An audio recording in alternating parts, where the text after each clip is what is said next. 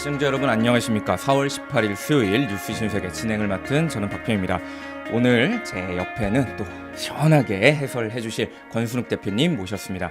안녕하세요. 안녕하세요. 네, 오늘 넥타이 파란색이 굉장히 영롱한데. 네, 이니블루. 네. 네.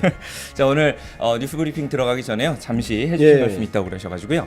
그 어제 밤에 그 정치 신세계 게시판을 좀 닫았는데요. 네. 일부 그 청취자분들이 너무 좀 힘들어하시는 것 같아가지고 그래서 저희가 잠시 좀 쉬시라는 의미에서 네. 예, 게시판을 일단 안 오시면 좀 그런 좀 혐오적인 그런 댓글들 읽고 이렇게 안 하셔도 되거든요. 네.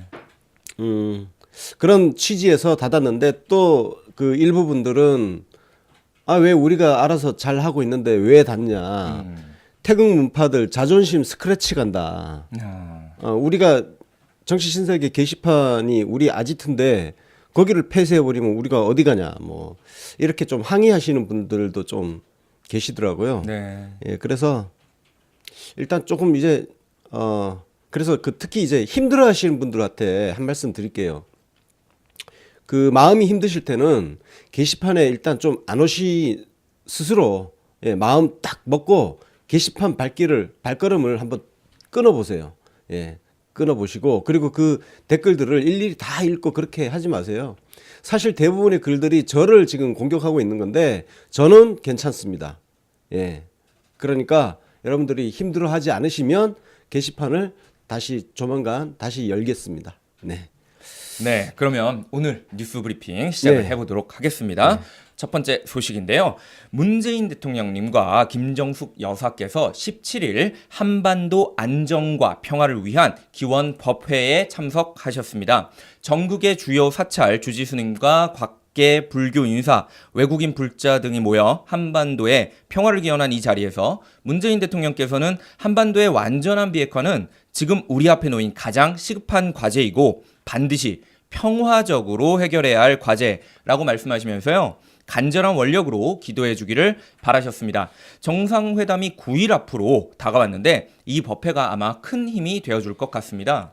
네, 지금 이제 얼마 안 남았잖아요. 네, 정말 얼마 안 남았습니다. 한반도의 새로운 질서가 도래를 하고 있는 직전입니다.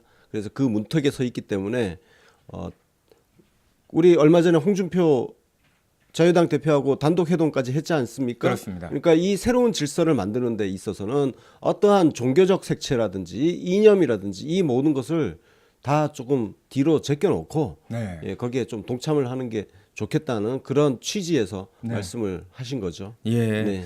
이 자리에서 문재인 대통령께서는 또 역대 대통령으로서는 최초로 12.7 범란에 대한 유감을 표명하셨거든요. 이 사건이 어떤 사건인지 좀 말씀해 주시겠어요? 네, 그 12.7 범란 사건. 네. 야, 이거 그 대학생 때 그리고 고등학생 때 또 이 사건은 정말 유명한 사건입니다. 예. 왜냐하면 이 사건 이후에 조계종 그 총무원 있잖아요. 총무원이 완전히 어용이 돼가지고 개판이 됐거든요. 진짜 그 조계종이 완전히 타락의 길로 들어서는 계기가 된 게 이 12.7 범란입니다. 12.7 범란이 뭐냐면은 이제 그때 그 신군부 전두환 신군부가 광주 학살을 했지 않습니까? 그렇습니다. 학살을 한 다음에 이 여론을 이제 다른 데로 관심사를 돌리기 위해서 쉽게 해서 새로운 사건을 터뜨린 거죠.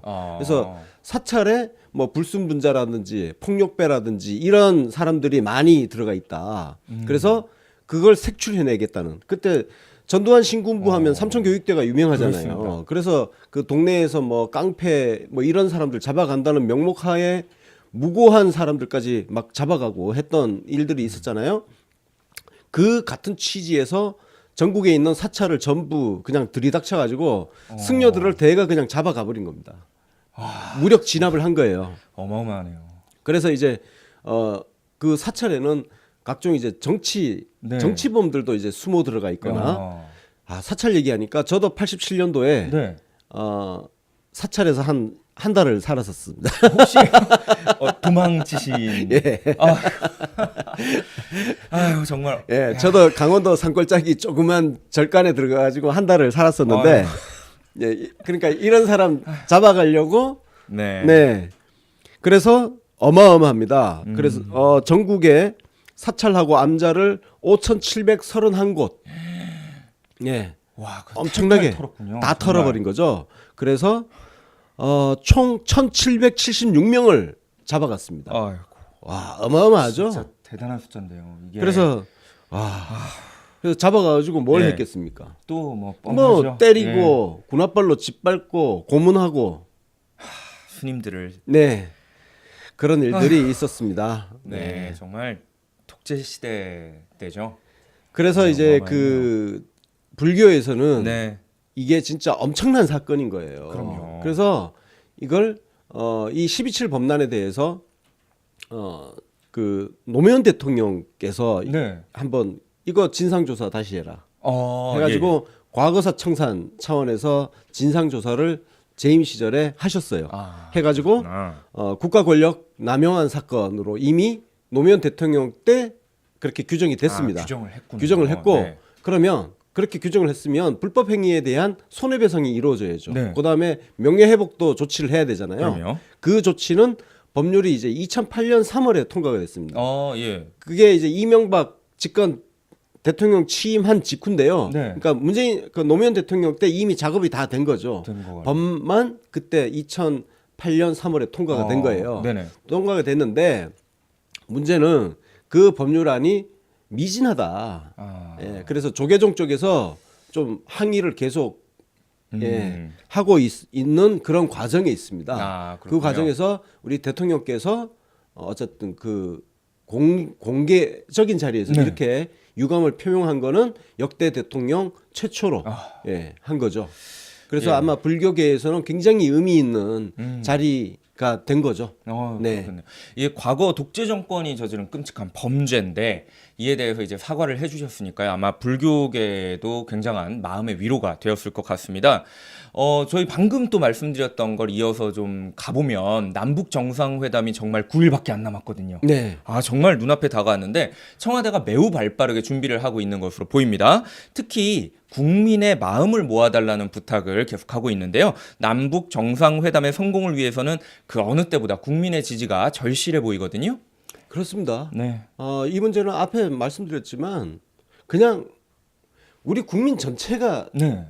평화롭게 살기 위한 과정이에요. 예, 기본적으로. 여기에 이거를 뭐 어떤 이념의 색깔이라든지 이런 것들을 들이대는 행위 자체가 사실은 저는 반국가적 행위라고 생각을 해요. 진짜 마음 같아서는 지금 현재 진행되고 있는 남북 정상회담이라든지 북미 정상회담에 혹시라도 공개적으로 반대하는 그런 행태가 있는 사람들은 진짜 반국가 행위로 국가보안법으로 다 쳐넣었으면 좋겠다는 생각도 좀 해보고요. 지금 사실 주한미군 대사 앞에서 수구 좌파 진영에서 여전히 그 캐캐묵은 주한미군 철수 같은 미국을 악마에 비유한 어떤 그런 피켓 같은 거 들고 하고 앉았는데 정신 차리세요, 이 사람들아. 지금 한반도 평화 질서를 지금 누가 만들고 있냐고. 당신들이 악마로 묘사하고 있는 그 미국이 동참해가지고 같이 만들고 있어요. 그리고 심지어 저쪽 수구 보수, 수구 보수에서 악마로 또 묘사하고 있는 게 김정은 아닙니까? 그 김정은도 이 평화 질서 만드는데 동참하고 있는 겁니다. 세상을 제발 선과 악의 시각으로 바라보는 그 단순한 구분법을 좀 벗어나세요.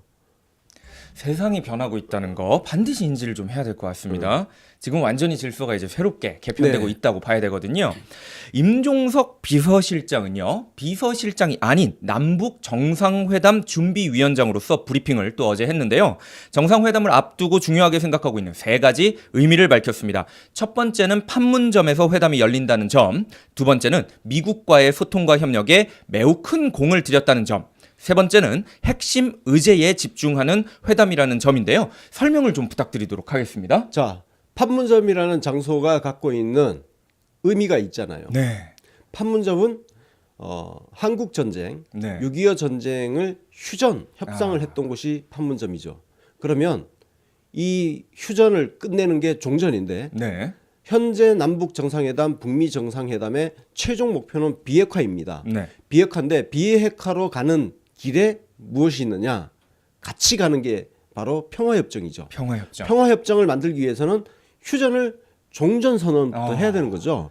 그래서 종전선언을 하게 된다면 휴전협정을 했던 판문점에서 종전선언을 하는 것이 가장 좋지 않겠는가. 그럼 판문점에 장소적인 의미가 있는 거고 그다음에 미국과 소통 협력 매우 큰 공을 들이고 있다. 이 부분은 뭐 딱히 큰 설명은 필요하지 않을 텐데 지금 북미 간의 대화가 진행 중이잖아요. 이게 뭐 아무도 알 수가 없지만 하여튼 북미는 지금 열심히 만나고 있습니다. 예. 왜냐하면 북미 정상회담 준비를 해야 되니까. 근데 그 내용을 상호간에 지금 계속 주고받으면서 네. 남북 정상회담과 북미 정상회담이 이게 패키지로 가는 거예요. 그러니까 패키지. 다루는 의제 자체가 같이 맥락을 같이 하고 가야죠. 서로 엉뚱한 이야기 하면 안 그러면 되잖아요. 안 되죠. 그래서 상호간에 조율을 하는 것은 이 두 개의 정상회담이 쌍으로 같은 내용으로 간다는 거. 자, 그래서 핵심 의제에 집중한 회담이라는 게 바로 그 핵심 의제 비핵화, 평화협정, 뭐 종전선언 네. 이런 것들을 같이 그리고 여기에만 집중한다. 나머지 격가지들은 네. 다 쳐버린다는 거죠. 그야말로 의전 이런 거 최소화한다든지 그죠? 그렇습니다. 그런 의미죠. 그리고 심지어 뭐 경제 이런 거와 관련된 것도 안 하고 네. 일단은 핵심적인 거에 집중하겠다라는 이야기가 나오고 있는데요. 네. 또한 이 4.27 선언 혹은 판문점 선언이 될 수 있는 그 선언에 대한 언급도 나왔습니다. 뼈대를 이미 마련을 했고요. 문재인 대통령님과 3차례 정도 검토를 했다고 합니다. 고위급 회담에서 논의해가지고 최종적으로는 정상 간의 조정 합의될 것이라고 하는데요. 과연 어느 수준의 것을 담을 수 있을지 가장 큰 고민이라고 임종석 비서실장이 말을 했거든요. 공식적인 종전 이야기도 나오고 있고요. 그 다음에 DMZ의 비무장화 이야기도 나오고 있는데요. 혹시 예상하는 부분 있으신가요? 이미 예측을 좀 해주시긴 했어요. 네, 저는 종전 협정이 체결될 거라고 보고 있어요. 네, 종전 협정이 되고 종전 선언이 되고 네. 그러면 한반도가 쉽게 해서 전쟁이 끝나는 상황이 되는 거죠. 왜냐하면 지금은 전쟁을 잠시 네. 멈춘 상태니까. 그래서 전쟁이 완전히 끝났다는 선언이 된다면 비무장지대도 해체가 되는 거죠. 야, 비무장지대가 해체가 네. 되는. 그러니까 국경선을 이제 이 국경선을 새로 만드는 거예요. 그죠? 현재 그대로지만 이제 개념 자체가 다 달라지는 겁니다. 네. 왜냐면 지금은 완전히. 전쟁을 쉬고 있는 총불이 겨누고 있는 상태인데 이 상태가 해체가 되는 거거든요. 그래서 이제 그죠. 판문점 이게 이 진짜. 휴전선 넘어 네. 이게 휴전선 이름 자체도 바뀌잖아요. 이제 바뀌어야 되겠군요. 그죠? 진짜. 휴전선이 아니잖아요. 예. 휴전이 아니라 이제는 그냥 국경선이라고 해야 되나? 어떻게 명명해야 될지 모르겠는데 적어도 휴전선이란 이름이 정말 네. 굿바이가 되는 거죠. 예. 뭐 나중에는 그 DMZ 자체가 무슨 평화 공원 뭐 DMZ 평화 공원 그렇죠. 이런 식으로 그런 만들어질 이야기 수도 나오고 있겠어요. 있죠. 그래서 새로운 질서가 진짜 만들어지는 거죠. 그래서 그런 부분에 대한 이야기도 좀 오가지 않을까. 네. 남북 정상 간의 한라인도 만들어지는데요. 20일경에 설치될 것으로 보입니다. 남북한 정상 간의 통화가 이루어진다면 남북 정상회담의 성공에 큰 역할을 하게 될 것 같은데요. 이낙연 국무총리도 정부 서울청사에서 제3차 총리, 부총리 협의회를 개최해서 이 자리에서 역사적인 남북 정상회담이 열흘 앞으로 다가왔다며 내각의 남북 정상회담의 적극적인 뒷받침을 요청하기도 하였습니다. 정부가 한마음이 돼서 일하는 모습이 좀 보이거든요. 그 뭔가 예전에는 막후에서 진행된다라는 느낌이 든다면 이번 정상회담은 뭔가 양지에서 전부 다 힘을 모아서 하나 돼서 좀 진행해 나가는 그런 느낌이 좀 들어요. 기존하고 다르죠. 네. 쉽게 해서 물밑에서 뭔가 조율을 해가지고 네. 어렵게 성사시켜서 빵 네. 이렇게 나오는 그게 아니라 지금 거의 뭐 공개적으로 진행이 되고 있으니까. 예. 그리고 뭐 세상 별 논평 할 건 없고 네. 다만 지금 이제 20일 정도 그 한라인 설치가 되면 네.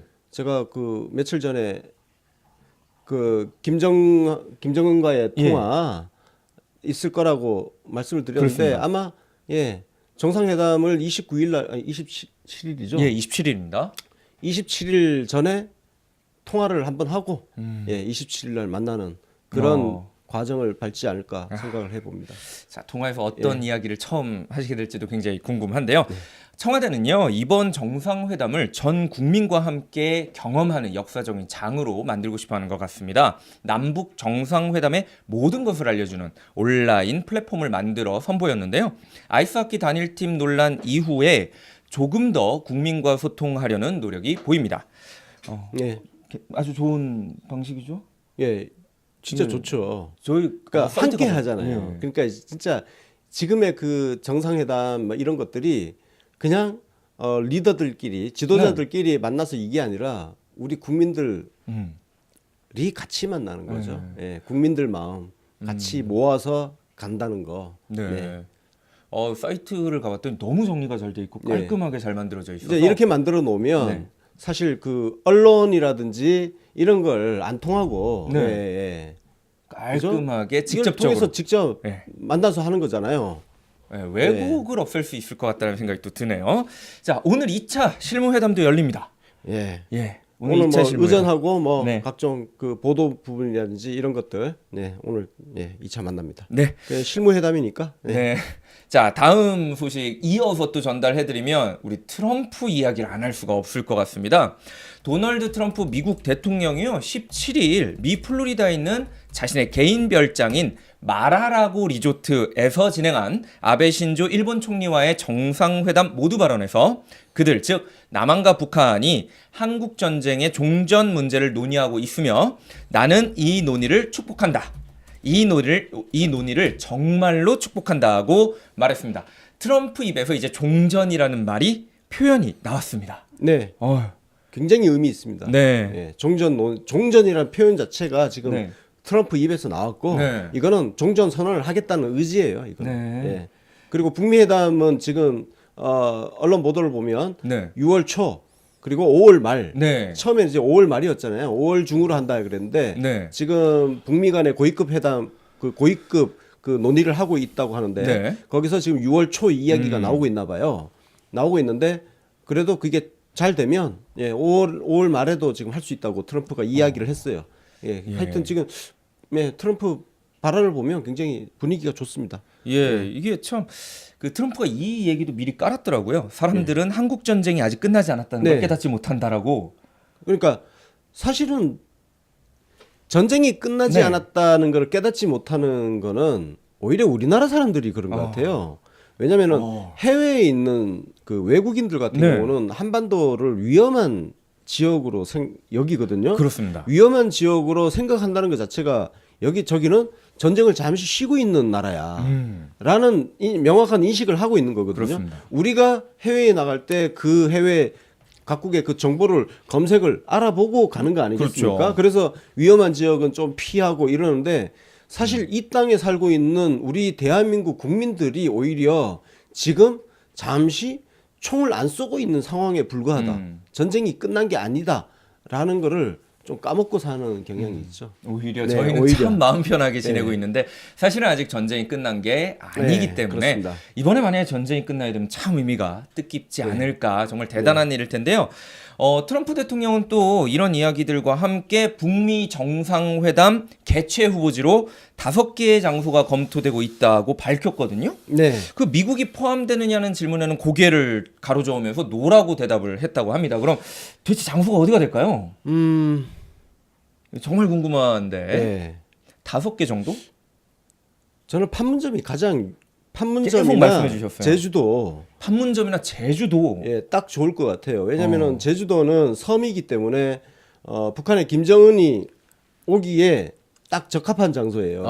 경호 섬이라서. 문제, 경호 문제가 쉽잖아요. 그렇죠. 왜냐하면은 제주 공항이라든지 제주 항으로 들어오는 것만 차단하면 그죠? 그렇죠. 거기서 제주도에서 정상회담하는 데 있어서 불필요한 소란 피우는 사람들을 사전에 다 차단할 수 있잖아요. 근데 육지는 이게 뚫려 있기 때문에 그 소란을 완벽하게 차단하기 쉽진 않거든요. 그렇군요. 그래서 판문점이나 제주도가 가장 괜찮아 보여요. 예, 괜찮아 보입니다. 그러면 어떻게 이벤트 하나 보시나요? 그러게요. 이거는 이벤트 하면 좋을 것 같은데요. 예. 한번 생각을 해보겠습니다. 저희가 어떻게 이벤트를 해가지고 네. 북미 정상회담 개최지 알아맞추기 뭐 그런 이벤트. 좋은 것 같아요. 그래서 맞춘 분들한테 그냥 맞춘 분들이 많이 나올 수 있을 것 같아요. 벌써 제가 지금 판문점 제주도 했는데 물론 의외의 장소, 안경 잡으셨습니다. 의외의 장소. 의외의 장소가 나오면 이게 그때는 강력한 오답 지표가 지금 되는 건데. 자, 과연 어느 곳이 될지 정말 궁금한데요. 나중에 혹시나 이벤트를 저희가 하게 되면 말씀드리도록 하고요. 트럼프 대통령이 현재 남북 대화 국면에 대해서 자신의 역할이 컸다고 자부를 했습니다. 한국이 우리 특히 내가 없었더라면 평창 올림픽도 뭐 이것도 못했을 거다 이런 식으로 얘기하고 있거든요. 맞아요. 아니 진짜요. 트럼프 아주 칭찬합니다. 진짜 잘했어요. 네. 나 그래서 그 트럼프 트윗에 따봉도 눌러주고 그래요. 아니 우리 대한민국한테 이익을 주는 사람이 좋은 사람이죠. 그래서 저는 오바마를 까고 트럼프를 우쭈쭈 하는 겁니다. 트럼프가 세계의 무슨 깡패 뭐 이렇게 될 줄 알았는데 세계의 평화의 상징이 되고 있어요 지금. 트럼프가 지금 다른 나라한테는 좀 깡패 짓을 하는 경향이 있죠. 상관없어. 그건 우리하고 관계 없어요, 솔직히. 냉정하게 뭐 우리가 그래도 지구 연대의 정신, 그런 좀 감성팔이 좀 그만 좀 했으면 좋겠어, 진짜. 먼 연대를 혼자서 연대 열심히 하시고, 혼자서 착한 사람 열심히 하시고. 자, 트럼프 이번 발언 중에 왜곡돼서 보도될 가능성 있는 발언이 하나가 있죠. 어떤 게 있나요? 일이 잘 안 풀려서 우리가 회담을 하지 않을 가능성도 있다. 그러면 우리는 우리가 취해온 매우 강력한 이 길로 계속 나아갈 것이다. 무슨 일이 일어날지 보자. 자, 이 발언을 가지고 굉장히 오해할 수 있는 기사를 충분히 쓸 수 있습니다. 그러니까 회담을 하지 않을 가능성도 있다. 그러니까 북미 정상회담 결렬되는 거 아니야? 판이 안 열리는 거 아니야? 또 그런 식으로 자유당이라든지 이 사이비 보수 세력 같은 경우는 또 이 발언에 엄청난 또 기대감을 걸고 야 제발 북미 정상회담 판 깨져라. 또 왜곡해 보려고. 그리고 트럼프가 강력하게 막 북한 그냥 이제 이번 기회에 정상회담 안 되면 이제 북한 치는 수순으로 갈 수밖에 없거든요. 그럼 북한 갖다 때리고 뭐 이런 소설을 진짜. 충분히 지금 쓸 수 있는 여지가 있는 발언인데 이 발언은요 그냥 원론적인 이야기를 한 겁니다. 원론적인 이야기. 이 얘기는 거꾸로 뒤집으면 북미 정상회담을 반드시 성공시키겠다는 강력한 의지, 배수진인 거예요. 오히려. 그러면 이 내용을 가지고 왜곡하거나 소설을 쓰는 언론을 보면 이건 또 쓰여진 소설이다라고만 생각하시면 될 것 같습니다.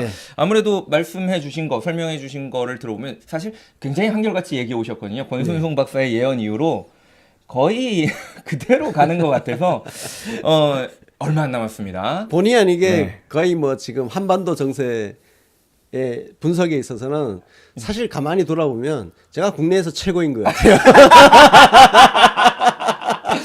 깔때 안경 한번 잡아주시고요.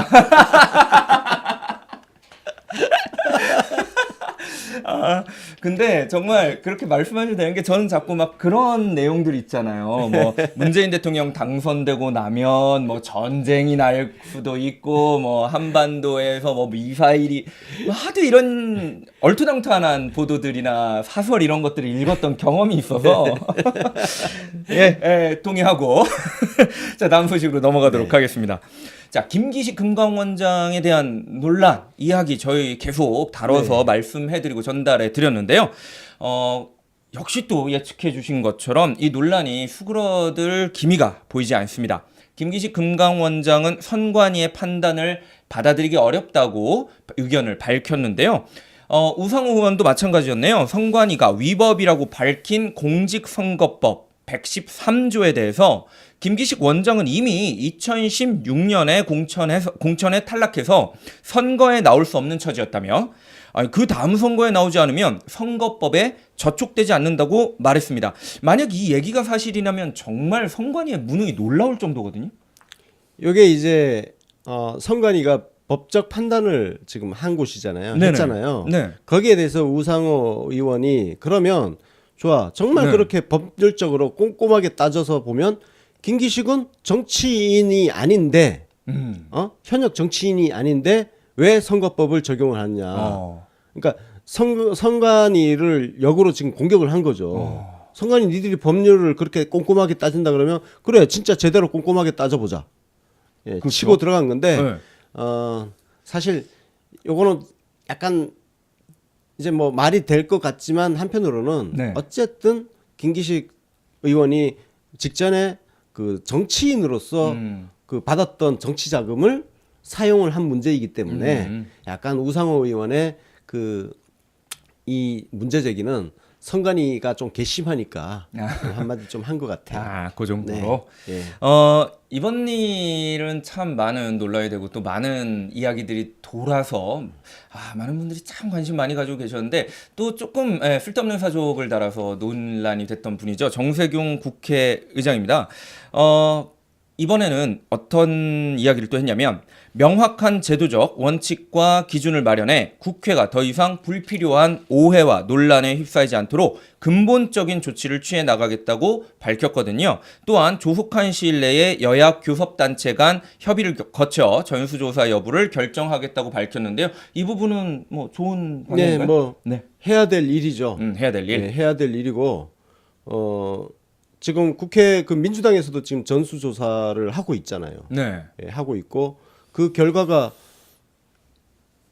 거의 나올 때 되지 않았나요? 참 우리 고일석 국장님, 네, 안녕하세요. 안녕하십니까. 네, 예. 좀 국장님 예. 지금 이 국회 쪽에서 그 전수조사하고 있는 거 예. 결과가 나올 때 되지 않았나요? 결과는 아무래도 예. 민주당 차원에서 그걸 발표하게 되면 여러 가지 시비가 걸릴 수가 있기 때문에 아, 가장 좋은 건 국회의장이 직접 지시를 해서 네. 그 민주당이 지금 조사해놓은 자료를 네. 제공하고 협조해서 네.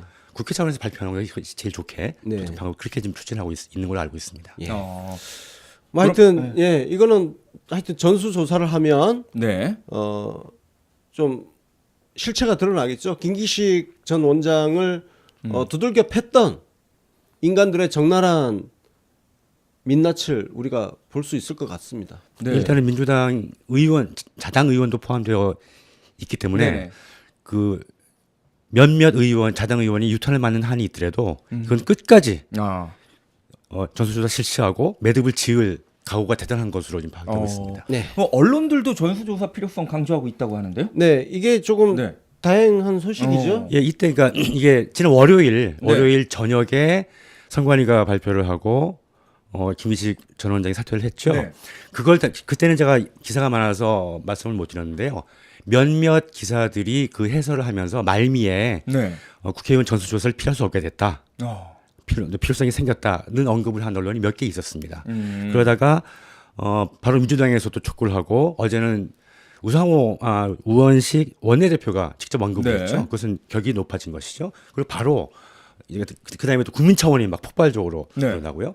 의장이 또 직접 이제 하겠다고 하니까 우선 몇 개 언론이 있는데요. 대표적으로 한겨레 한국경향신문만 뽑아서 이미지를 만들어봤습니다. 한겨레 신문은 국외 출장 의원 전수조사 거부할 명분이 없다. 아. 딱 못을 네. 박은 거죠. 네. 진짜 명분 없습니다. 이거는 거부하면 안 되는 거죠. 네. 다음 한국일보는 김기식 낙마 교훈 얻으려면 외우성 출장 전수조사해라. 다음에 경향은 이참에 정치권의 잘못된 관행과 제도 전면 손질해야. 다른 언론들은 사설이나 다른 기사에서 이참에 국회 제도를 개선해야 된다. 네. 문화를 개선해야 된다. 라는 주장으로 제목이 달려있지만 내용은 일단 전수조사부터 해야 된다. 라는 것을 지금 다 주장하고 있는 상황입니다. 그럼 결국 전수조사를 피할 수는 없을 것 같은 분위기가 만들어지네요. 그렇죠. 지금 이제 뭐 해야 되는 거예요. 네. 이거는 어떻게 할 수가 없습니다. 네. 무조건 해야 되는 거고 그리고 그 결과를 발표를 또 해야 되는 거고 그러면 향후 또 이걸 어떻게 개선할 것인지 네. 그 대책까지 다 내놔야 됩니다. 그렇죠. 예, 이걸 피해갈 수는 없습니다. 그래서 지금 자유당은 지금 그러니까 비공식적으로는 저번에 청와대에서 발표한 게 대략 6대4 정도였습니다. 자유당이 6, 네. 민주당이 4. 네. 근데 그건 큰 기관이라서 그렇고요.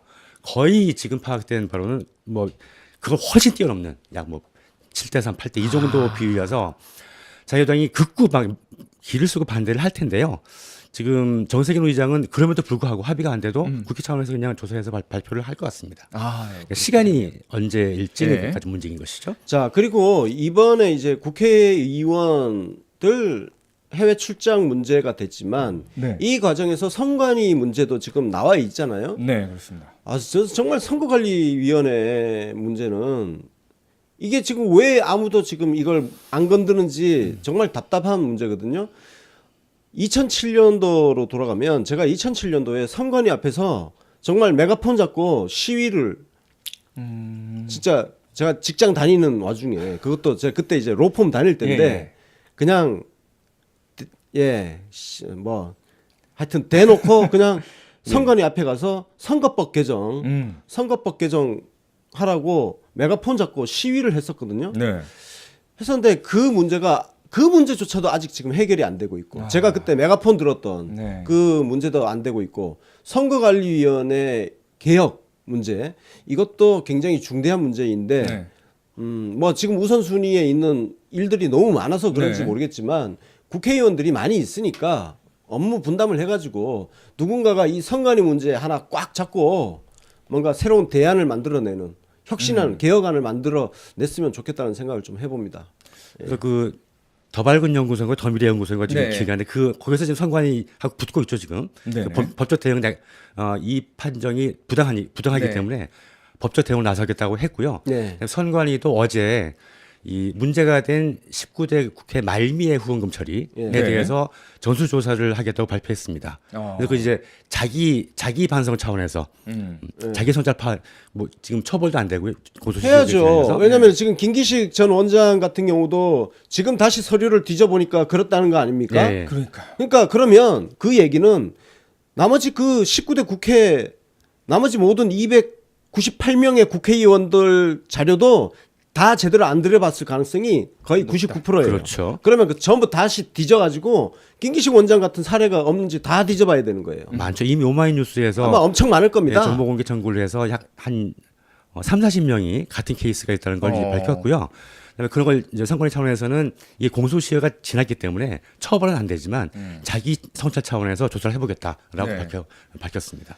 어쨌든 선관위에 관한 여론이 또 만들어지고 형성되고 선관위 있기 얘기 때문에 나오니까 네.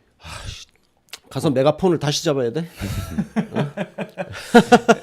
저희 메가폰 나중에 하나 준비해 주시면 방송하시다가 열받으실 때마다 메가폰 잡고 한번 소리 질러 주시면 선관위가 저기 그 과천 정부청사 네. 네. 그 구석탱이 있어요. 제일 어. 뒤에. 그거 들어가려면 되게 멀어. 진짜 힘들어. 저 끝에 예, 제일 끝에 있어가지고 지하철역에서 한참 걸어 들어가야 되거든. 크지도 않고 자, 선관위가 빨리 좀 제대로 정신 차릴 수 있게 또 대처가 필요하지 않을까라는 생각이 듭니다. 그런데 이번 일로요, 자유한국당은 아주 신이 났습니다. 김기식 금감원장의 사퇴와 드루킹 사건을 묶어가지고 문재인 정부와 여당의 헌정 농단 사건으로 규정하고 청막 농성을 벌이기 시작을 했는데요. 홍준표 대표는 국정조사와 특검을 여당이 받을 때까지 국회를 열지 않겠다라고 밝혔습니다. 이거 국민투표법, 그다음에 개헌 이런 거 다 무마하겠다는 심보 아닙니까? 그렇죠. 예, 네. 지금 뭐 우리 우원식 원내대표가 우리 방송에 나와서 그랬죠. 국민투표법 개정 시한이 20일이라고. 지금 오늘 18일이에요. 지금 자유당이 저 난리를 지금 피고 있잖아요. 이거는 지금 국민투표법 완전히 지금 물 건너 가는 소리가 지금 들린 겁니다. 아유. 그럼 국민투표법 개정이 물 건너 간다는 거는 6월 지방선거 때 개헌 국민투표를 동시에 실시하는 것도 지금 물 건너 가는 그런 상황이 지금 됩니다. 그러니까 대한민국 개판 만들어서 선거판을 어떻게 해보겠다. 지금 그거예요. 그러니까 다시 또 한기하자면 일요일 제가 긴급 방송에서 지금은 2004년 노무현 대통령을 흔들어대던 그 상황과 거의 흡사하게 비슷하게 지금 전개가 되고 있다는 점. 그럼 여기 지금 민주당이 비상한 각오로 지금 대처를 해야 되는 상황입니다. 네? 민주당이 비상한 각오를 가져야 돼요 지금. 근데 요즘 민주당 모르겠어요. 대통령님이 깔아놓은 꽃길 따라 지금 걷느라고 꽃향기에 취해서 정신이 없는 것 같기도 하고. 예. 자, 네. 어쨌든 이번 지방선거에 그에 대한 국민의 심판이 있을 거라고 생각을 하고요. 네. 드루킹 관련한 소식 하나를 더 전달을 해드리면 드루킹이 오사카 총영사로 모 로펌 변호사를 추천한 걸로 확인이 됐죠. 해당 로펌과 변호사가 입장을 내놨습니다. 이거 소개를 좀 부탁드릴게요. 네. 저 어제 그 로펌이 제가 다녔던 그 로펌인데, 네. 예. 그래서 그 변호사가 어제 입장을 내놨어요. 네. 그러니까 2009년부터 이제 알고 지내고 그 경공모 이게 경제 민주화를 네. 뭐 공부하는 뭐 모임 그런 거거든요. 네네. 그래서 경제 민주화에 관심을 갖고 이 모임에 이제 참석을 하고 지냈는데 2017년 4월 이후에는 나가지 않았다. 나가지 않았다는 거고 드루킹이 이 변호사를 추천을 했는데 이건 진짜 자기 입장에서는 진짜 뜬금없는 일이다. 나하고 자기는 상의도 안 했는데 네. 어느 날 청와대에서 민정비서관 그때 그게 이제 백원우죠. 네. 백원우가 이렇게 보자고 해서 뭔 일이지? 하고 나갔더니 오사카 총영사 뭐 하여튼 뭐 이런저런 이야기를 물어보더라는 거예요. 네. 그래서 그냥 대답하고 그리고 나서 이제 그냥 탈락된 거죠. 네. 그러니까 이 변호사 입장에서는 지금 황당한 거예요. 아니 나도 모르게 뭐 추천이 되고 그래서 뭐 만나죠 해서 네. 만나고 황당한 일이 지금 벌어진 거죠. 그래서 이 일에 자기 뭐 하여튼 지금 경공모하고 자기는 전혀 관계도 없고 그리고 드루킹이 추천했다 그러면 마치 밀접해 보이잖아요. 네. 근데 전혀 그런 게 아니라 드루킹이 혼자서 그렇게 한 거라고. 그거예요. 진짜 드루킹은 황당한 인간인 거예요. 진짜. 자, 드루킹 사건 관련해서 다양한 제보도 받고 계시고 막 취재도 하고 계시잖아요. 자, 오늘 지금 네. 우리가 방송을 하는 도중에 김정숙 여사께서 그 드루킹 경공모를 존재를 알고 있었다. 뭐 이렇게 보도가 나왔다 그러는데 참 그거 경공모를 어떻게 제대로 알겠어요. 수많은 대선 뭐 선거 과정에서 수많은 사람들이 지지 그룹 여러 막 모임 같은 데서 사진 찍자 좀 오셔달라 그러면 온갖 모임에 다니시잖아요. 그럼 아니 사후에 거기에 어떤 범죄인이 끼었으면 그것도 책임을 져야 돼? 그리고 아니 우리 대통령님이나 여사님이 얼마나 대한민국에 얼마나 많은 사람들을 만나고 다녔는데 그 인간들 중에 별 또라이부터 해서 이상한 인간들 없겠어요? 근데 그거를 왜 하여튼 이 내용은 이미 저희가 일요일 날 그래서 약을 쳐놨어요. 네. 저희가 알기로도 김정숙 여사님이 경공모에 가셨어요. 가서 사진 찍었고 네. 그래서 드루킹 이 새끼가 그 사진 찍은 걸 가지고 또 팔아먹은 거예요. 사기 친 거예요. 마치 우리 대통령 그 여사님하고 여사님이 경공모 존재를 잘 알고 각별히 챙기기 위해서 온 것처럼 사기질을 친 거예요. 그거 전혀 아니고 그냥 여사님은 이런저런 온갖 그 진짜 수만 군데 다녔을 거 아니에요. 수천 군데 다녔을 거 아니에요. 그 중에 그냥 한 군데예요. 네. 아마 그 존재 자체도 잘 알지 못할 거예요. 그래서 일요일 방송에서 미리 약을 쳐놓은 건데 뒷북치고 이렇게 나오네. 네.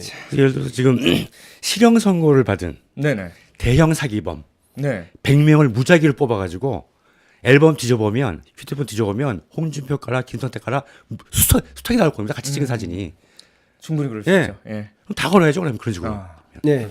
자, 그리고 이제 드루킹 관련해 가지고는 저희가 지금 오늘 오후에 원래 오늘 방송 중에 좀 단독 공개를 하나 지금 하려고 했었는데 네.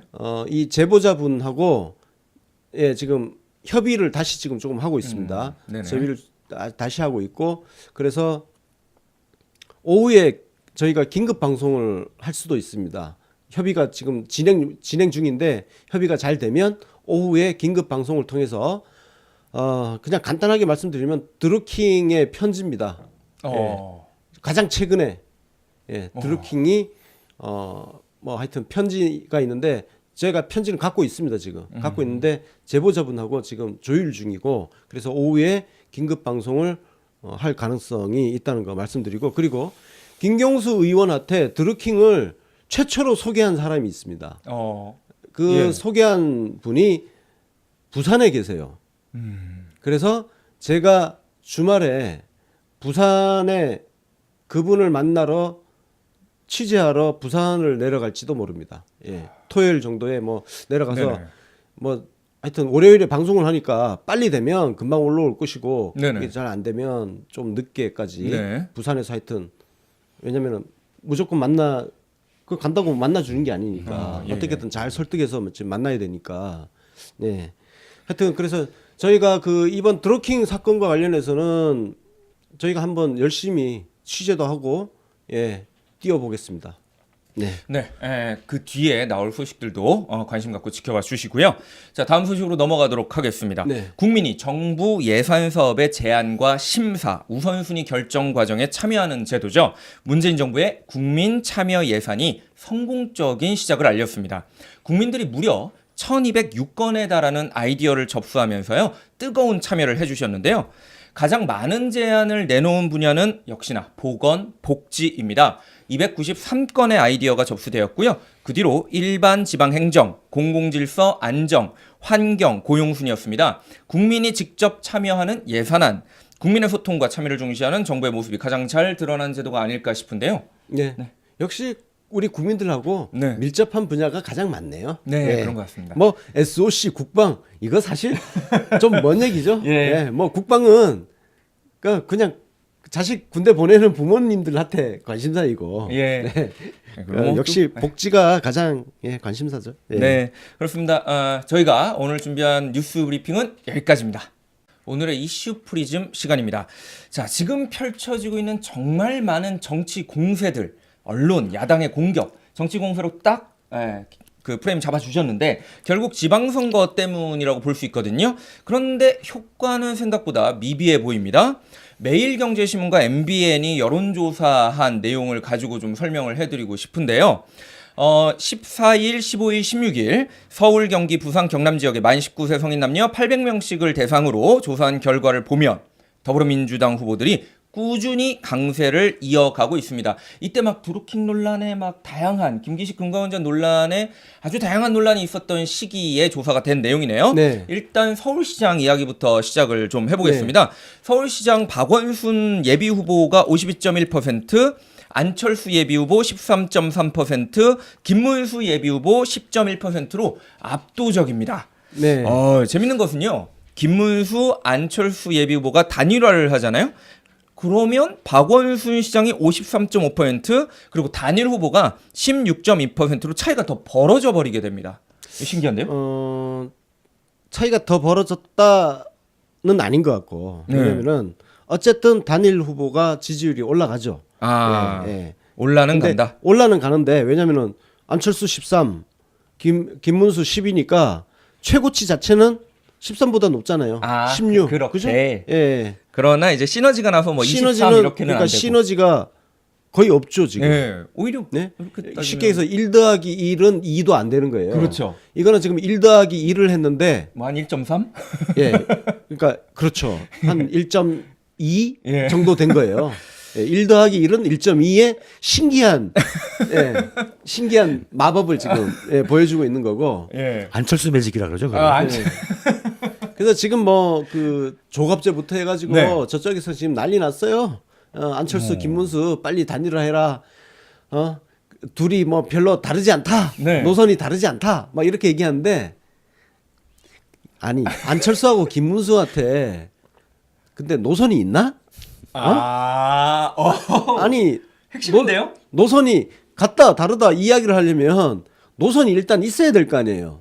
그러네. 그 안철수하고 김문수의 노선은 뭐야? 노선이 뭐예요? 뭐라고 할 수 있을까요? 야, 이걸 뭐 어떻게 해야 되죠? 노선. 무슨 노선 없는 애들끼리 무슨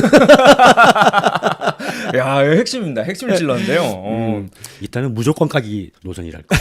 무조건 까기. 사실 무조건 까이기 쪽도 괜찮은 것 같기도 합니다. 아니 그리고 지금 안철수가 하는 네. 거 보면 안철수는 지금도 대선에 나온 줄 알고 있는 것 같아요. 그냥 확실하게 그 대선 출마 한번 하고 나서 그 이후에 모든 행위는 계속 대선 후보의 행보야. 혼자서 망상 속에 살고 있는 것 같아. 드루킹 같은 사람. 나 안철수를 보고 있으면 드루킹 같아. 비슷해요.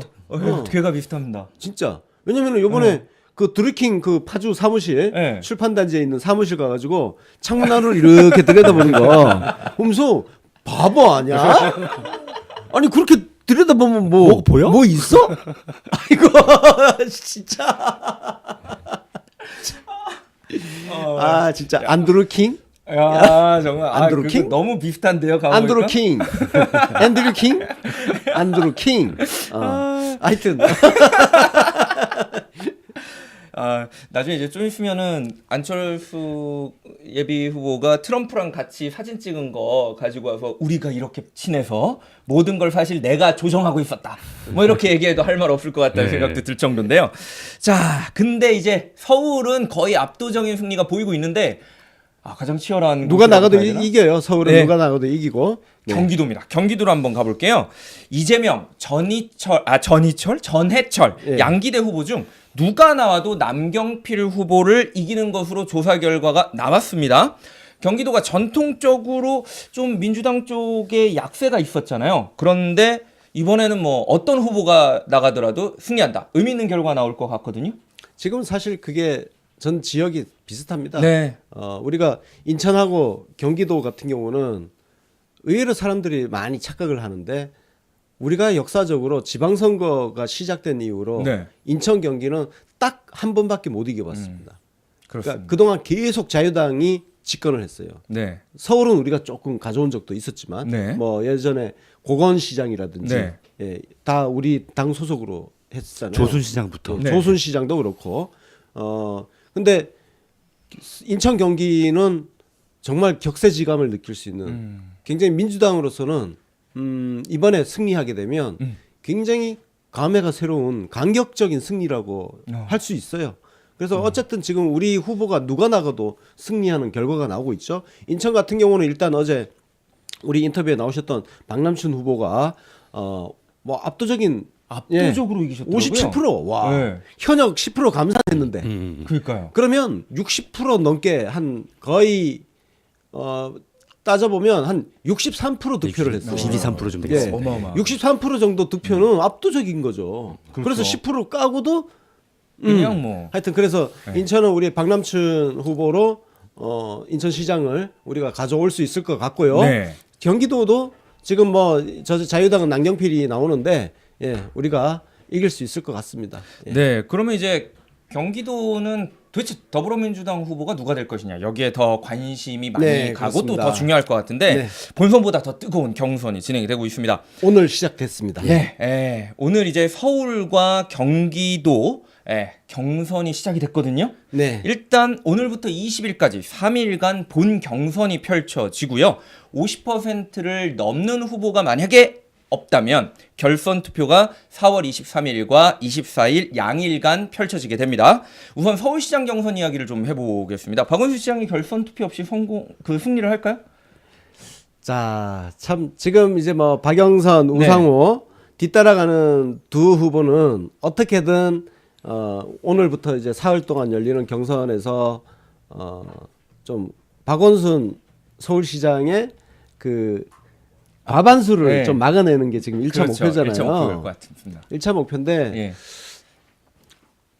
이거 한번 흥미진진합니다. 근데 지금 뭐 그 제가 이렇게 해보니까 한번 좀 봐야 될 것 같아요. 과반수 전후 지금 예상이 되고 있어요. 그러니까 어떻게 과반수 될지 모를 넘길 수도 있군요. 가능성도 지금 큰데 네. 또 막판에 지금 우상호, 박영선 후보가 얼마나 지금 추격을 했는지가 관건입니다. 어쨌든 지금 사흘 동안 투표가 열리기 때문에 네네. 봐야 될 것 같아요. 이게 또 결선 가면은 글쎄. 근데 저는 그냥 서울시장 후보는 박원순 후보가 될 거라고 예상을 하고 있습니다. 될 것 같습니다. 어제 이 UBC에 오셔가지고 예. 인터뷰도 진행하셨잖아요. 그렇죠. 우상호 후보가 그 전날 예. 우상호 오셨고, 근데 뭐 저희 입장에서는 뭐 박원순, 우상호 누가 돼도 좋다. 네. 그런 입장이라서 자, 그러면 이제 서울 말고 가장 치열한 곳이죠. 경기도지사 경선 이야기 해보겠습니다. 어제 토론회 있었거든요. 직접 토론회 후기까지 올려주시기도 했어요. 못 보신 분들이 간략하게 토론회 후기 한 말씀 해주실까요? 이재명 후보는 너무 부자 몸살이기 부자 몸살이기. 그리고 이미지의 급변신이 마이너스 요인이다. 그래서 얼마나 까먹었을지가 관건이고, 전해철 후보는 착실한 포인트 쌓기 그리고 대중 정치인으로의 첫발 내딛기 예, 그런 측면에서 점수를 포인트를 땄습니다. 어. 땄는데 얼마나 땄을지가 또 관건이죠. 그 다음에 양기대 후보는 미래를 위한 투자 아. 그리고 확실한 존재감 각인. 어. 예, 그래서 양기대라는 한 정치인에게 미래가 지금 열리고 있다. 예, 그렇게 볼 수 있고 그런 측면에서 다만 양자 대결의 어떤 그런 전략적 투표로 가게 되면 그 가운데 끼어서 득표율은 굉장히 저조할 가능성이 있군요. 다만 득표율이 저조하더라도 양기대는 사람들이 기억할 것이다. 어떻게 보면 굉장히 호평을 해주셨는데요. 안타깝게도 해경군 김씨 논란에 대한 사과나 시원한 해명 많은 분들이 기다리셨을 텐데 그 부분은 좀 부족했던 것 같습니다. 경기도민 여러분께서 제대로 판단을 하실 수 있을지 좀 의문인데요. 아니요, 제대로 판단하실 겁니다. 정말. 예, 그거는 뭐 우리 국민들 수준이 전반적으로 엄청 높아요. 예. 그러니까 국민들의 판단을 의심하면 안 돼요. 예. 뭐 충분히 정확하게 판단해 주실 제대로 수 있을 판단하실 겁니다. 예. 그러면 결선 투표 어떻게 생각하세요? 저는 할까요? 결선 투표 가능성이 높다고 어제 방송에서 말씀을 드렸고요. 네. 결선 투표로 가게 되면 전해철 의원의 대역전승도 기대해 볼 수 있다. 결선 투표를 가면 그러나 대역전. 정말 힘겨운 싸움이 될 것이다. 힘겨운 싸움이지만. 왜냐하면 현역 10% 마이너스가 있습니다. 네. 참 어렵지만 한번 어떻게 결과 나오는지 한번 보죠. 자, 이제 부산으로 넘어가 봅니다. 부산은 오거돈 전 장관이 44.2%로 19.8%를 얻은 서병수 시장을 가볍게 이기는 것으로 나타났습니다. 개인적으로 부산에 참 많은 관심이 가거든요. 부정부패가 좀 쌓여 있는 느낌도 들고 해서 샥 바뀌면 좋을 것 같은데. 영남 지역은 일당 독재가 오랫동안 지속됐잖아요. 네. 일당 독재가 오래되면 부패가 정말 엄청나게 쌓여 있을 가능성이 큽니다. 네. 그래서 정권 교체가 되면 그 부패 적폐를 청산하는데도 엄청난 시간이 걸릴 텐데, 자, 현재 그 여론조사 결과는 앞두고 있지만 우리가 역사적으로 보면 항상 여론조사에서 이기고도 투표함을 열었을 때 졌습니다. 그래서 저는 부산의 이 여론조사 결과는 네. 결코 우리가 안심할 수 있는 그런 조사 결과가 아니라고 생각을 하고 이것을 무시하고 그냥 하여튼 모든 자원을 총동원해서 뛰어야 된다. 그래서 이건 당 차원에서도 부산이라든지 이 영남 지역의 물량 지원이라든지 이런 것들을 좀 해줘야 된다. 아닌 말로 민주당이 영남 지역을 그동안 버렸지 않습니까? 영남 지역에서 민주당 깃발 든 사람들 정말 외로운 싸움을 해왔잖아요. 이게 냉정한 평가 아닙니까? 예. 그래서 민주당이 호남당이라는 소리 듣고 그걸 이제 지금 벗어나고 있잖아요. 네. 전국 정당으로 지금 발돋움하고 있고, 그러면 당 차원에서 그냥 부산에서 알아서 해라 이게 아니라 정말 총력 지원해서 부산, 경남, 울산 이쪽 선거에서 이기는 것이 민주당의 승리라는 그 개념을 갖고 접근을 해야 된다. 네. 예. 그런 말씀을 드리고 싶어요. 그러면 이곳도 만약 그 당에 좀 지원이 없으면 안 될 것 같은데 네. 경남도지사입니다. 김경수 의원이 36.6%의 지지율로 24.1%의 지지율을 얻은 김태우 예비 후보를 가볍게 제쳤습니다. 아직 출마 선언하기 가볍게 전이긴 한데. 제치진 않았죠. 예. 근데 이게 워낙 많은 분들이 걱정하세요. 예. 이게 아직 출마 선언도 하기 전인데 계속 공격은 당하고 있고. 저는 지금 이 정도 차이면 거의 동률이라고 봅니다. 네. 제가 그 예전에 그 2011년도에 유시민 국민참여당 대표 당시에 경남 김해을 김경수 의원 지역구죠. 네. 거기 보궐선거 가서 뛰었는데 바깥으로 나오는 여론조사 결과하고 정말 현장에서 실제. 느끼는 그게 달라요. 바깥에 나오는 여론조사는 뭔가 계속 앞서는 걸로 나오는데 네. 실제 캠프에서 이렇게 저렇게 막 돌려보고 알아보면 계속 져요. 그리고 실제로 그때 또 졌어요. 그 창원터널 디도스 사건도 있었지만 어쨌든 정말 아슬아슬하게 졌거든. 그래서 이 경상도 영남 지역은요 진짜 투표함 열 때까지 몰라요. 그래서 여론조사 결과는 그냥 무시해버리고 가는 게 가장 좋다. 그리고 진짜 거기는 우리가 한 번도 이겨본 적이 없는 지역이잖아요. 네. 그러면 도전자 입장에서 선거 전략을 준비를 해야 된다. 그래서 여론조사 결과는 지워버려야 된다. 이걸 다시 강조해드리고 싶어요. 네. 예. 알겠습니다. 이외에 이제 제주도를 비롯한 다른 지역에서도 더불어민주당의 강세가 보이고 있긴 합니다만 많은 분들이 여론의 총공세 역시 그 언론 뭐 야당 정말 많은 공세가 이루어지고 있기 때문에 두려워하시는 거 사실이거든요. 예. 말씀해주신 대로 지지율은 있고 네. 뛰어야 되겠죠? 그렇죠. 그냥 선거는 그런 것 같아요. 여론조사 결과는 우리가 참고만 하는 거고 네. 그게 현실은 아니라는 거.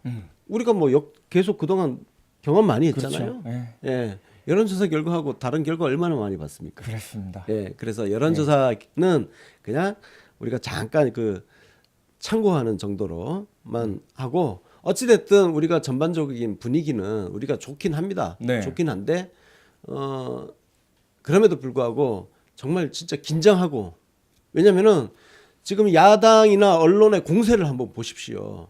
저 공세를 우리가 앞으로 2달 동안 공세를 잘 견뎌내야 된다는 전제 조건이 지금 있는 거예요. 네. 좋은 결과를 보기 위해서는. 그래서 잘 견뎌내고 또한 오히려 우리가 역으로 저 야당을 어떻게 공격할 것인가. 예? 예를 들어서 지금 국민투표 이거 다 깽판 치고 있는 거잖아요. 그렇습니다. 이걸 어떻게 국민들한테 잘 전달을 하고 해서 저 놈들을 정말 멸망을 시키지 않으면 대한민국이 큰일 난다는 그런 어떤 국민적인 공감대 확산하는 그런 정말 대대적인 홍보전을 지금 준비를 하고 시간이 되면 정말 물자를 다 때려 부어야 네.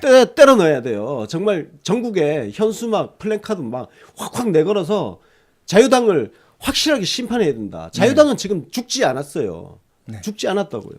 아직도 시퍼렇게 살아있고 저 시퍼렇게 살아있는 나라 망치는 놈들을 확실하게 심판해야 된다는 그 물량 작전을 펼쳐야 된다. 예. 그렇게 말씀드리고 싶어요. 네, 네. 맞습니다. 지금 언론에서는요, 민주당 경선 효과 실종, 서울시장 후보 경선도 관심 없어. 이런 식으로 노골적으로 쓰고 있습니다. 가슴 통탄을 누르시죠. 사실 이제 이 구도가 네. 야당 후보는 거의 없지 않습니까? 그렇습니다. 이런 상황에서 원래 조용하게 가려고 했던 민주당이 경선 구도로 네. 몰아가면서 엄청난 컨벤션 효과를 기대할 수가 있었는데 이런저런 이유로 그런 효과가 실종 많이 감소된 건 사실입니다. 네. 그리고 이제 그래도 무슨 문제가 있냐면 야당에서 언론에서 야당을 띄워주고 싶어도 안철수 정도밖에는 뭘 얘기할 거리가 없어요. 그러나 우리가 압도적으로 나갈 수 있는 것에 상쇄되는 부분이 있기 때문에 우리가 권 대표가 지적하신 대로 위기감을 가지고 우리 당 소식에 대해서 더 적극적으로 네. 홍보 활동을 피고 소식을 전파해야 되겠다라는 말씀을 드리고 싶습니다. 예, 앞으로 2달입니다. 정말 엄중한 시기라고 생각을 해야 될 것 같고요. 정말 많은 분들이 마음 단디 먹고 단단하게 먹고 열심히 해야 되지 않을까라는 생각이 듭니다. 당도 마찬가지고요. 오늘의 이슈 프리즘은 여기까지입니다. 안 좋으신데 내가 많이 할게 내가. 자, 언론 해부실 시작입니다. 자, 이 드루킹 사건이 저희가 계속 다루고 있는데 언론이 정말 계속 또 이야기를 하고 있어서 안 다룰 수가 없는 것 같아요. 네. 네, 드루킹 보도에 대한 소식 알려주신다고 합니다. 예, 제가 목소리가 좀 안 좋은데요. 네. 그 댓글에서도 건강 조심하라고 걱정들 많이 해주시는데 다른 데 멀쩡하고요. 몸만 좀 그렇습니다. 걱정 안 하셔도 될 것 같습니다. 드루킹 보도가 계속 그 폭주 공세가 이어지고 있습니다. 근데 이제 꼭지수가 좀 늘어나는 경향을 보이고 있어요. 전보다. 그래서 보면 중앙이 여전히 9개로 제일 많고요. 중앙. 조선하고 한국이 8개, 그다음에 동아하고 서울이 7개. 전반적으로 늘었죠. 처음에는 중앙이 10개, 조선, 동아, 한국이 7개 정도였는데 네. 서울신문이 7개 정도 또 따라 붙었습니다. 국민과 한겨레가 4개고요. 네. 경향은 1개 네. 달랑 쓰는 경향이 있습니다. 조중동은 청와대 관련 청와대 관련성을 부각하려고 노력을 하고 청와대랑 자꾸 애를 연결시키려고 쓰고 하는군요. 있고요. 중립지라고 할 수 있는 다른 언론들은 예. 드루킹의 개인 미스테리. 예. 다음에 이제 아까 권 대표께서 언급해 주신 김정숙 여사 건은 한국일보 톱뉴스로 나온 것인데요. 그런 주변적인 네. 반박 가능한 이런 얘기들이 주로 집중되고 있습니다. 네. 중앙의 일면톱을 보면요. 네. 드루킹 운영비 연 11억 자금 출처 나섰다. 가 톱뉴스로 쓸 거리 절대 아니거든요. 아, 이제 뭔가 큰 배우가 있다. 네. 라는 것을 부각시키려고 일면톱에 올린 거죠. 그래서 어저께도 말씀드렸지만 이것은 드루킹 운영비 11억이라는 것은 드루킹이 안희정 전 지사한테 홍보자를 보내면서 넣은 말이에요. 자기 그 드루킹 혼자 일방적인 얘기예요. 예. 예. 저게 실제로 11억이 집행되는지는 알 수가 없는 그렇죠. 이야기고 원래 그 사기꾼은 뻥을 많이 치고 다니기 때문에 그리고 드루킹은 그때 어제 제가 설명드렸지만 주식 투자 클럽을 운영을 하면서 그 회원별로 그 회비를 받아서 돈을 많이 벌었다는 많이 벌고 있었다는 이야기를 제가 들었어요. 그래서 저거는 하여튼 저 11억을 저렇게 기정사실로 하는 거 저거 자체가 지금 굉장히 안일한 취재고 기사 제목이다. 안일한 게 아니라 악독한 것이죠. 예, 기자라면 네, 그렇죠. 11억의 출처가 그것이라면 과연 11억이 맞는지, 네. 과연 이 네. 경호원이 드루킹이 회동비가 정확히는 몰라도 얼마쯤이었는지를 파악해보고 만약에 정말 네. 11억이다. 네. 라면 이런 식으로 쓰고 아니라면 아닌 대로 써야 되는 것이지 단순히 그 홍보 자료에 한 11억에 쓰게 있는 건 기정사실하고 말씀하신 대로 네. 이런 식으로 나와서 그건 아주 악의적인 것입니다. 네. 네, 다음에 네. 그리고 이제 오늘도 월화수 예. 연속으로 일면 3, 4, 5, 6면 아, 통편집을 단행했습니다. 그다음 이제 백원우 면담, 네. 백원우 비서관이 그 변호사님을 면담한 시기, 요게 처음과 다르다. 요거 말고는 새로 나온 사실은 전혀 없습니다. 새로운 내용은 없군요. 일면 톱에 올라온 11억도 네. 마찬가지죠. 그래서 이건 3면에 네. 백원우 3월 초 아닌 드루킹 구속된 3월 말 초천에서 만났다. 네. 를 엄청나게 크게 다루었고요. 내용은 별거 없습니다. 네. 예. 다음에 4면에 네. 드루킹 협박이 세지자 체포했다. 김경수 청와대 경찰 교감이 있었나? 이 말은 무슨 얘기냐면 경찰이 네. 드루킹을 이거 말이 되는 소리인지 한번 들어보세요. 네. 내버려 둘래다가 예. 그 혐의가 있음에도 불구하고 예. 내버려 둘래다가 김경수한테 협박이 막 가해지고 민정수한테 알려지고 하니까 그때 체포를 했다는 얘기예요. 이 앞에서 한 기사 백원우 관련 기사 네. 내용하고도 다르지 않습니까? 아니 협박. 그냥 진짜 아니 두서가 없어요 예. 진짜. 어? 그러니까 그 시간 흐름에 따른 이야기 전개가 얼마나 중요한데 그 시간을 뒤섞어 치고 말이야. 그렇죠. 그러니까 이제 얘기인즉슨 이렇습니다. 아까 백원우 비서관 네. 드루킹 체포 만났다 그 기사의 맥락은 뭐냐 하면 그 후보자를 추천된 분을 만난 게 드루킹 구속된 뒤라는 거예요. 근데 지금 이 기사 드루킹 협박 메시지 네. 체포라는 것은 협박이 세지니까 그때 민정한테 얘기했고 민정이 경찰에 얘기해서 체포해라 이런 식으로 했다는 것이에요. 그러니까 후보자 만난 시기와 막 엇갈리는 것이죠. 예. 참. 네. 다음에 오면에는 요건 딱 이 드루킹하고 완전히 관련된 건 아니지만 네. 고위직 낙마 때마다 사퇴론 조국이 조국 망쳐. 그래서 이제 그 민정 비서관이 네. 저 백원우 비서관이 이런 뭐 언제 만났는지도 혼선하고 하는 등등이 결국 조국이 잘못한 것 때문이다. 라고 이제 모으는 것이죠. 그렇게 공격을 하네요. 그다음에 6면에 비판 많던 최저임금 댓글 1시간 뒤 찬성이 압도. 여기도 매크로가 작동됐나? 예, 우리 팔 갈아 넣는 그런 우리 그러게요. 작업 많이 하지 않습니까? 우리가 순수하게 우리 지지자들이 진짜 온 시간과 몸을 버려가면서 하는 일을 또 똑같이 드루킹과 엮으려고 하는 겁니다. 이런 시도로 가는 것이죠. 아니 뭐 매크로라는 흔적이 있었다 뭐 이런 그것도 아닙니다. 그런 것도 예. 없고요. 그냥 저렇게 댓글이 찬성 쪽으로 바뀌었으니까 이건 예. 매크로가 아닐까라는. 예, 뒤집어졌다. 아. 그래서 그 시간별로 사진까지 네. 사진까지 보여주고 있고요. 이따가도 언급하겠지만 만약에 이런 관심과 노력을 관찰을 진작에 했더라면 그렇죠. 드루킹이 지랄하기 전에도 이거 막을 수 있던 거예요. 네. 그러니까 그걸 지금에서 하는 건 보세요. 네이버 문제에 대해서 우리가 작년부터 계속 떠들었잖아요. 그렇습니다. 근데 아무도 누구도. 네이버 문제를 누구도 언급하지 않았어요. 네. 지금에 와서 마치 이제 알았다는 듯이 나쁜 새끼들 아니야 진짜 양심이 없잖아요. 네이버 그건- 문제 몰랐냐고. 국회에서 토론회도 하고 별걸 다 했는데. 그건 마저 드루킹과 엮는 겁니다 지금. 이놈 진짜 나쁜 놈들이에요. 다음에 조선일보로 넘어가겠습니다. 조선 일면톱은 휴대폰 133개 핑퐁 몸살이는 검경이라는 내용이 저 기사인데요. 내용은 이렇습니다.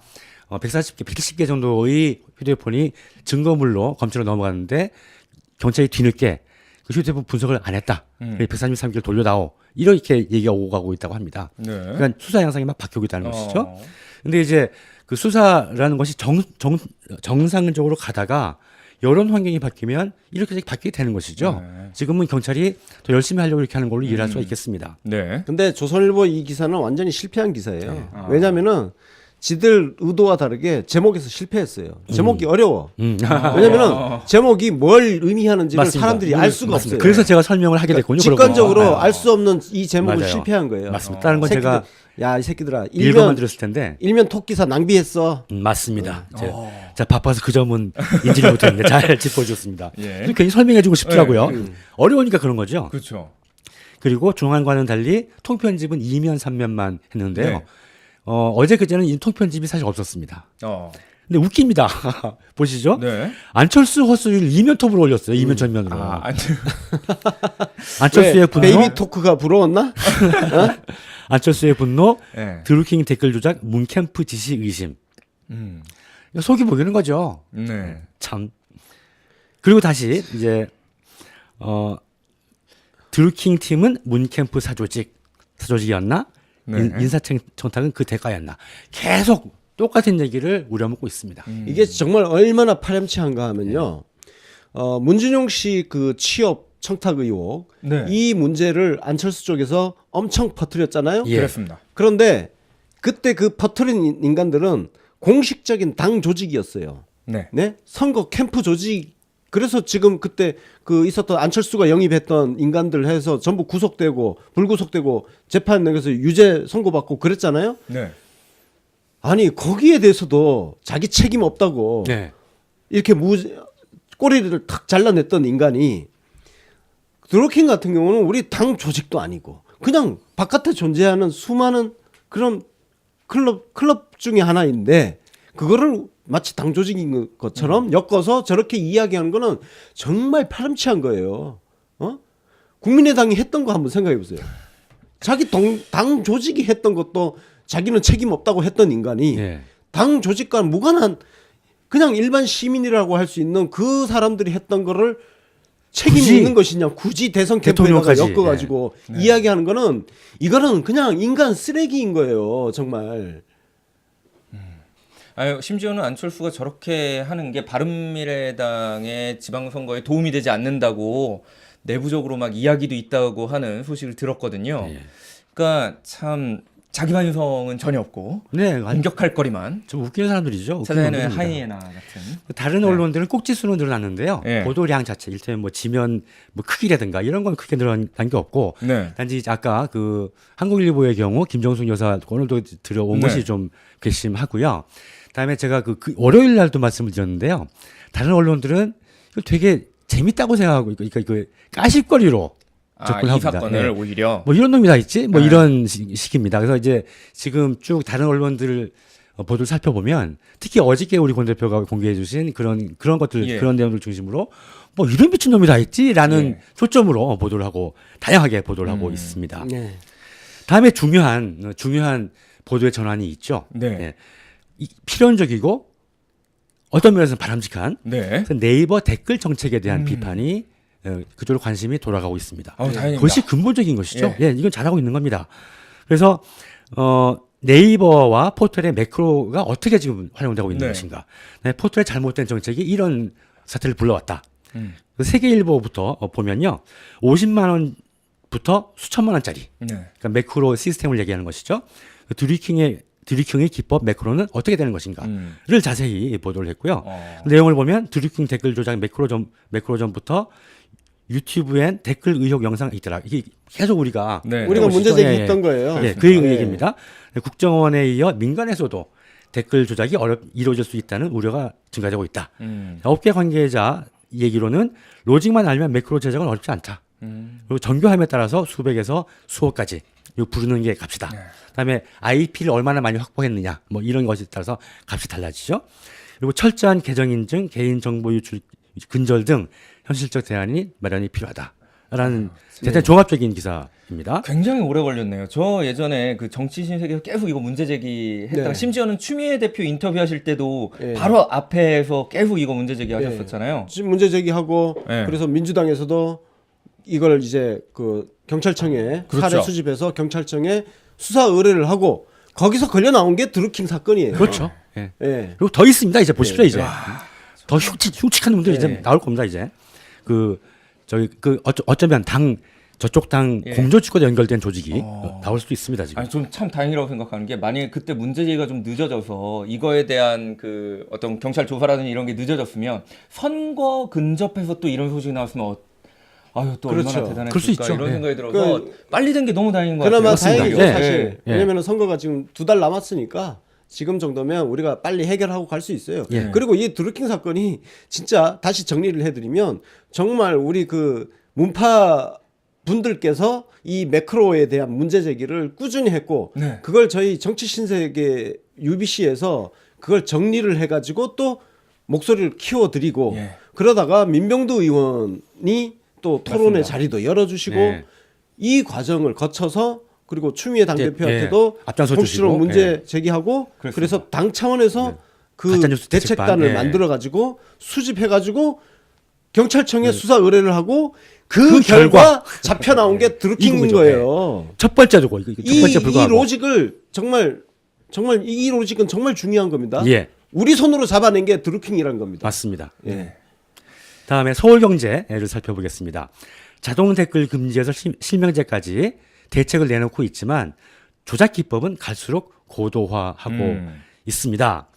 쭉 살펴보겠지만 우리 UBC의 입장은 권 대표를 비롯해서 네. 이 문제는 네이버에서 포탈에서 뉴스 서비스 하지 말라는 거예요. 음. 왜냐하면 어뷰징 막을 수가 없거든요. 네. 그래서 구글도 어뷰징에 관한 한 전 세계 뭐 네이버의 100배쯤 큰 회사 아닙니까? 그렇죠. 뉴스 서비스를 안 하는 이유가 막을 수가 없기 때문입니다. 그래서 이 구글처럼 하면 돼요. 예, 구글처럼. 그렇죠. 그 내용을 보면 포털 캡처 기술, 그 캡처 기술이라는 것은 뭐 뭘 하려면 숫자 넣고 이런 네, 거죠. 그걸 그렇습니다. 이제 캡처 기술이라고 하는데요. 그건 맞아. 새 매크로 기법에 뚫렸다는 거죠. 그것도 뚫리는군요. 그래서 조작 방지 한계가 있다. 정치권 댓글 실명제, 가짜 정보 방지법도 논의가 되고 있지만 그것은 또 인격권 침해에 네. 우려가 있다. 그래서 포털 문화를 이용자가 만들어야지 되고 섣부른 책임론은 이거 좀 두둔한 포털을 네. 두둔한 편인데요. 그러니까 뉴스 서비스 하지 말라는 쪽으로 계속 주장을 해야 될 것 같습니다. 제가 볼 때는. 다음 한국일보와 중앙일보를 보겠는데요. 한국일보는 방패 보강했다지만 드루킹 댓글 조작에 뚫린 네이버. 네. 이 현실이죠. 예. 예, 네이버 진짜 책임을 통과하고 자기들의 한계를 인정해야 됩니다. 중앙일보 매크로 조작 못 막은 네이버 전문가 얘기로는 손님 끌기식 댓글 정책이 문제이기 때문에 이걸 수술해야 된다. 예, 네. 정확한 얘기입니다. 아 이제 우리가 정말 작년 가을 예. 겨울 계속 떠들었던 이야기가 이제 나오기 시작하고 있으니까 정말 감회가 늦었지만 새롭습니다. 정말 예. 감회가 새롭습니다. 예. 저 진짜 그 댓글이라는 게요 네이버한테 엄청난 수익원이 되고 있어요. 그렇죠. 네. 사람들이 그걸 저희가 작년에 그 로직을 설명을 해드렸잖아요. 예. 댓글 전쟁이 벌어지면서 그 기사의 조회수는 계속 올라가고 그러면서 네이버가 벌어들이는 광고 수익도 같이 올라가는 겁니다. 그렇죠. 예? 네. 그러니까 댓글 전쟁 자체가 일어나지 않게끔. 예. 그러니까 네이버는 사실 매크로를 방치하고 있다고 의혹을 제기해도 관이 할 아니에요. 말이 없어요. 예. 쟤네들은. 예. 왜냐하면 그거 자체가 수익원이 되고 있기 그렇죠. 때문에. 그래서 네이버가 정말 자기들이 진심이 있다 그러면 차라리 댓글을 막아버려라. 예. 막아버리고 아니면 그리고 궁극적으로는 뉴스 서비스 하지 구글처럼 하면 돼요. 예, 구글처럼. 예. 깔끔하죠. 예. 깔끔해. 그리고 이제, 그리고 네이버는 그러니까 광고 수익뿐만이 아니라요. 접속 트래픽이 늘면 지금 빅데이터가 중요하지 않습니까? 네네. 트래픽 규모가에 따라서 값이 달라집니다. 아. 이 빅데이터를 연구한 데는 네이버가 최고 아닙니까? 네. 가장 큰 근데 그 데이터를 판매를 하는데 물론 이제 연구 목적이죠. 예. 데이터가 크면 클수록 트래픽이 많으면 많을수록 가격이 높아지는 것이죠. 그래서 방치하는 겁니다. 그래서 이제 네이버 로그아웃 운동 잠깐 벌어졌는데 그 취지가 그것이었어요. 다음에 파이낸셜 뉴스는 드루킹 스캔들 사이버 난장의 문제다. 이것도 핵심을 짚은 것이죠.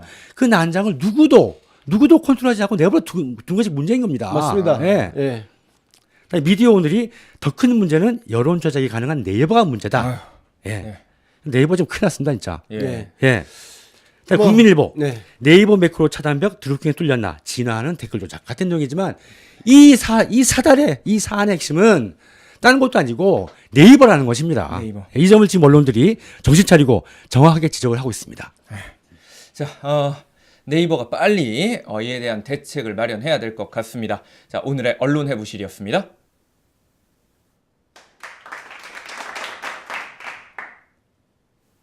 오늘의 칭찬합시다 시간입니다. 오늘의 칭찬합시다는 바로 김동연 경제부총리입니다. 어제 김동연 부총리는요, 국회의사당 앞에 설치한 자유한국당의 천막 농성장을 찾았습니다. 그리고 김성태 원내대표에게 청년 일자리나 지역 대책에 꼭 필요한 추경안을 마련했다고 밝히면서 추경 예산을 통과시켜 줄 것을 거듭 요청했습니다. 상대가 누구든 어디에서 뭘 하고 있든 국정 운영을 위해서 서슴없이 일하고 계시는 김동연 부총리를 칭찬합시다로 선정했습니다. 자, 저희가 준비한 소식 이제 다 끝났는데요. 혹시 마지막으로 한 말씀 해주실 거 있나요? 네. 드루킹 사건을 갖고 좀 언론들이 어떻게든 큰 사건으로 만들어 보려고 노력을 하고 있는데, 그리고 야당에서는 국정조사 특검까지 운운하는 이런 정말 코미디 같은 상황, 이게 대한민국의 부끄러운 현실이라는 거. 정말 그래서 바보 새끼들아, 드루킹이 문제가 아니라 네이버가 문제라는 거. 그래서 이 본질적인 문제를 언론들이 좀 더 이번 기회에 정말 김경수 이름 석자에 미쳐 날뛰지 말고, 드루킹이라는 망상병, 정신병자 같은 그런 사람의 노란하는 대한민국 부끄럽습니다. 그러면 안 되잖아요. 그래서 언론이 정말 냉정하게 이 사안의 본질이 무엇인지 좀 바라보고 접근했으면 좋겠다. 그래서 네이버의 이 매크로 조작 방치, 그리고 댓글 난장판을 방치해서 통해서 수익을 얻고 있는 이런 부분들. 그래서 대한민국 언론이 네이버의 식민지 노예처럼 살고 있는 이 현실을 깨나가는 그 시발점으로, 계기로 삼아야 하지 않겠느냐, 그런 말씀을 드리고, 대한민국 언론한테 드리고 싶습니다. 네, 저희 오늘 이후 방송 소개해 드리도록 하겠습니다. 오늘 2시에요. 오승록 노원구청장 예비후보 인터뷰가 있습니다. 인터뷰에 많이 찾아와 주시고요. 같이 인터뷰 들어주시면 감사할 것 같습니다. 자, 저희가 준비한 오늘의 뉴스 신세계는 여기까지입니다. 지금까지 시청해 주신 분들 진심으로 감사드리고요. 저희는 내일 또 찾아오도록 하겠습니다. 감사합니다.